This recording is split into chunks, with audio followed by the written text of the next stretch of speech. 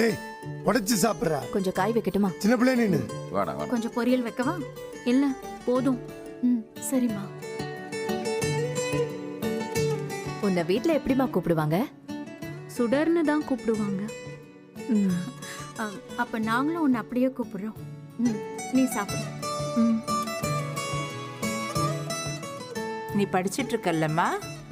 ஆமா, இந்த வருஷத்தோட படிப்பு முடிஞ்சிரும். சரி சரி. ஆத்தா ஸ்வீட் ரொம்ப சாப்பிடக்கூடாதுன்னு சொன்னார்ல டாக்டர். நீ சாப்பிடுற. ஒரு நாள் தானே சாப்பிட்டுப்பா. ஆமா, இன்னைக்கு ஒரு நாள் சாப்பிட்டோங்க. உங்க அக்கா பிரச்சனை எந்த அளவுக்கு இருக்கு? விவாகரத்துக்கு மயிலு சம்மதம் சொன்னதுக்கு அப்புறம் வீட்ல என்ன சொன்னாங்க? சுகன்யா, இப்ப இது உனக்கு ரொம்ப முக்கியமா? ஏங்க, 2 குடும்பமும் இப்போ ஒரு குடும்பமா ஆயிடுச்சுல. என்ன நடக்குது ஏது நடக்குதுன்னு தெரிஞ்சுக்கிறதுல என்ன தப்பு இருக்கு? தெரிஞ்சுக்கிற மாதிரி விஷயம் ஏதாவது இருந்தா அவங்களே சொல்லுவாங்க. நாமளே போய் எதுவும் கேட்க வேணாம். சரியா? சாப்பிடு. இங்க பாருமா, வாக்கப்பட்டு புது இடத்துக்கு வந்திருக்கோமே, இங்க எல்லாரும் எப்படி இருப்பாங்க, நல்லா பேசுவாங்களா பழகுவாங்களான்னெல்லாம் நீ எதுவும் யோசிக்காதமா. இங்க இருக்கிற எல்லாருமே நல்ல மனுஷங்க தான். நல்லா பாசமா அன்பா பழகக்கூடிய ஆளுங்க தான். சரியா? இது உன் வீடு. உன் வீட்ல நீ எப்படி இருப்பியோ அதே மாதிரி இங்கேயும் இருக்கலாம். சரியா? சரி. வேற ஏதாவது வேணுமா? கொஞ்சம் சாப்பாடு வைக்கிற மோனுக்கு. போதும். போதுமா? ஏன் சுகன்யா, என்ன அதுக்குள்ள இலைய மூடிட்ட? போதும்.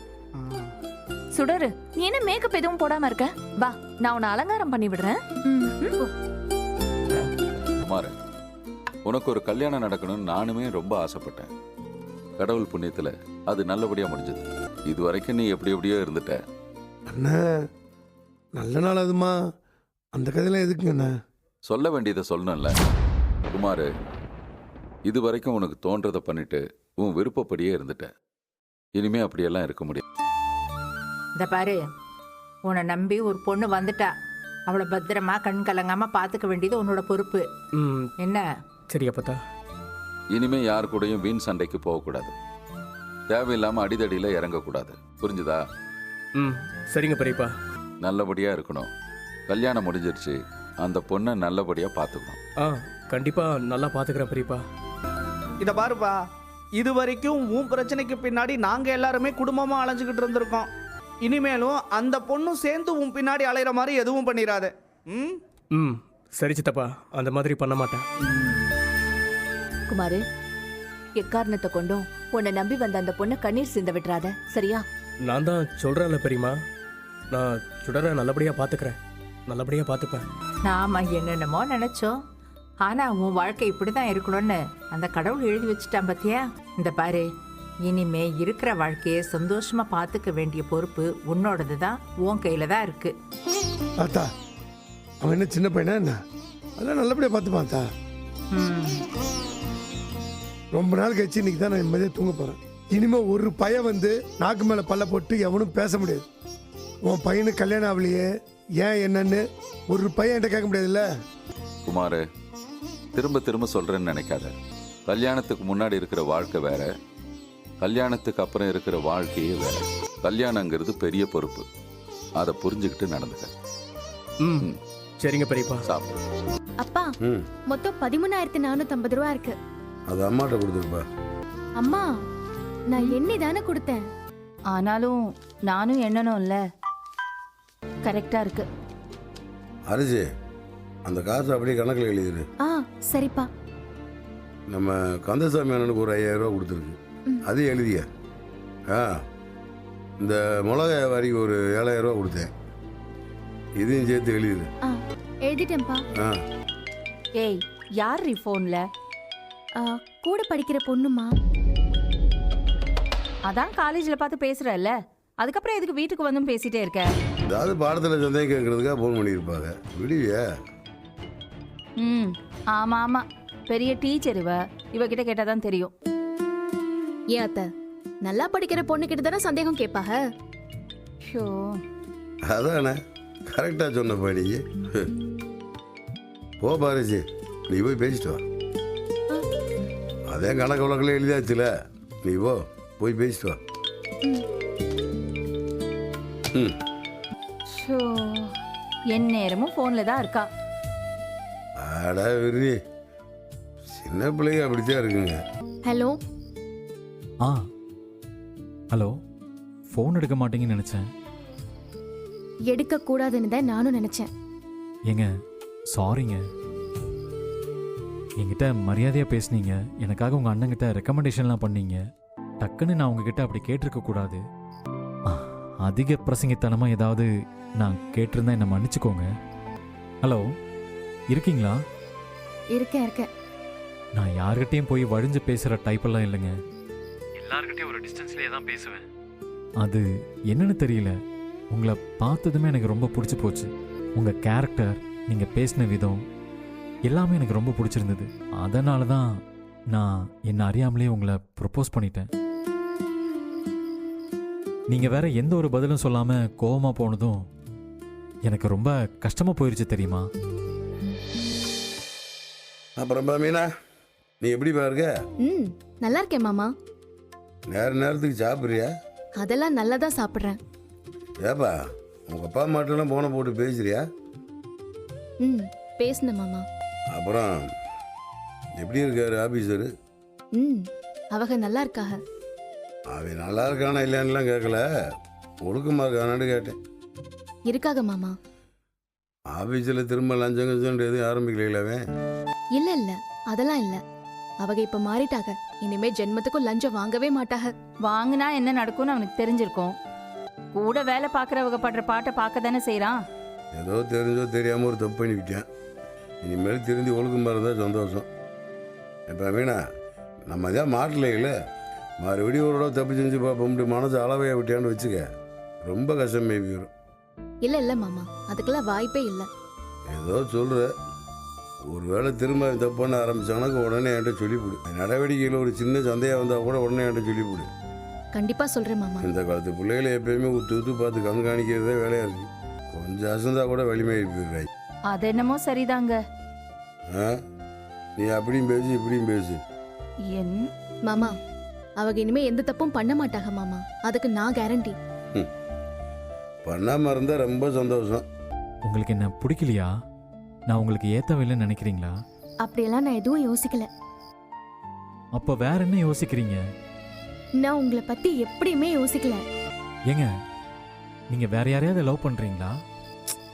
இல்ல. ஏங்க, வாழ்க்கையில லவ்வே பண்ணக்கூடாதுங்கிற மாதிரி எந்த முடிவுலையும் இருக்கீங்களா? இல்ல உங்களுக்கு லவ்வே பிடிக்காதா? லவ் பிடிக்காதான்னு கேட்டா என்ன பதில் சொல்றதுன்னு எனக்கு தெரியல. ஏங்க, லவ் பண்றதெல்லாம் தப்பே இல்லைங்க. லவ் பண்றது சரியா தப்பான்ற பேச்சுக்கெல்லாம் நான் போக விரும்பல. ஆனா என் வாழ்க்கையில லவ்வுக்கெல்லாம் இடம் இல்ல. ஏன் அப்படி சொல்றீங்க?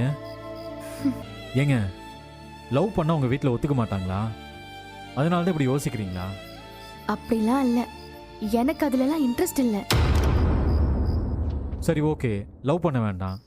சரி, இப்போ உங்களை பிடிச்சிருக்கு, கல்யாணம் பண்ண ஆசைப்படுறேன்னு சொன்னா அதுக்கு என்ன பதில் சொல்லுவீங்க? ஏங்க சொல்லுங்க. என் கல்யாண விஷயத்துல நான் எந்த முடிவும் எடுக்கிறதா இல்ல. எதுவா இருந்தாலும் எங்க அப்பா தான் முடிவு பண்ணணும். ஏங்க, உங்க வாழ்க்கையை நீங்க தானங்க முடிவு பண்ணணும். என்னை விட நல்லாவே என் வாழ்க்கையை பத்தி எங்க அப்பா முடிவெடுப்பாகன்னு எனக்கு நம்பிக்கை இருக்கு. சரிங்க, உங்க அப்பா யாரை கல்யாணம் பண்ண சொன்னாலும் நீங்க பண்ணுவீங்களா? கண்டிப்பா பண்ணுவேன். என்ன கல்யாணம் பண்ணிக்க சொன்னா சொல்லுங்க, என்ன கல்யாணம் பண்ணிக்க சொன்னா பண்ணுவீங்களா? நான் வைக்கிறேன். Hello hello hello. என்ன மேடம், என்ன பண்றீங்க? சும்மா தான் கதர் சார். இந்த இந்த போட்டோவை நம்ம ஃப்ரேம் பண்ணி மாட்டலாமா? நல்லா இருக்கே, மாட்டலாமே. அது சரி, நாம இப்ப கல்யாணம் பண்ணிக்கலாம். ஏய், நம்ம தான் கல்யாணம் பண்ணி முடிச்சிட்டோமே, அப்புறம் என்ன? ஹலோ, பெருசா கிராண்டா இன்னொரு தடவை கல்யாணம் பண்ணிக்கலாம் நீ தானே சொன்ன. பண்ணிக்கலாமா? ஓ, நான் சொன்னதை நீ சீரியஸா எடுத்துக்கிட்டியா? ஆமா, எடுத்துக்கிட்டேன். பண்ணிக்கலாமா? பண்ணிக்கலாமே. நீ ஐபிஎஸ் எக்ஸாம் முடி, பாஸ் பண்ணு, அதுக்கப்புறமா பண்ணிக்கலாம்.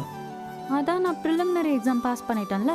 மெயின் எக்ஸாம் இன்னும் பெண்டிங் இருக்குல்ல, அதுலயும் நீ பாஸ் ஆகி அந்த ஆர்டரை கையில கொண்டு வா, கல்யாணம் பண்ணிக்கலாம். ஊரை கூப்பிட்டு நல்லா பெருசா பிரம்மாண்டமா. நிஜமாவா? நெசமாதான். வாக்கு மாற மாட்டல்ல? சச்சா, மாறவே மாட்டேன், ப்ராமிஸ். அப்ப சரி. என்னாச்சு? தெரியல, ஒரு மாதிரி வாமிட் வர மாதிரி இருக்கு, ஆனா வர மாட்டேங்குது. கொஞ்சம் தண்ணி மட்டும் எடுத்துட்டு வாயேன். சரி இரு வரேன். ஓகேவா? ஏய் ராஜி, ராஜி வாந்தி வருதுன்னா வா வெளியே போய் எடுத்துக்கோ. அதான் சொல்றேனே, வர மாதிரி இருக்கு ஆனா வர மாட்டேங்குது. திடீர்னு என்னவா இருக்கும்? நான் சாப்பிட்ட எதுவும் ஒத்துக்கலையோ என்னவோ. அம்பட்டு தானா? நான் கூட நீ ஏதோ பிரெக்னண்டா இருக்கியோன்னு நினைச்சேன். ஆமா, இருக்காங்க பிரெக்னண்டா. என்ன? இல்ல, நீ சொல்ற வரைக்கும் நான் அதை பத்தி யோசிக்கல. ஆனா இப்ப எனக்கு டவுட்டா இருக்கு. நான் பிரெக்னண்டா இருக்க கூட சான்ஸ் இருக்கு கதிர். ஏய் விளையாடாத. என்ன சொல்ற நீ? நான் விளையாடல, நிஜமா தான் சொல்றேன். எனக்கு இந்த மாசம் டேட் தள்ளி போயிடுச்சு, பாந்தி வேற வருது. ஒருவேளை நான் பிரெக்னண்டா இருக்கேனோ? ஏய் ஷூரா தெரியுமா?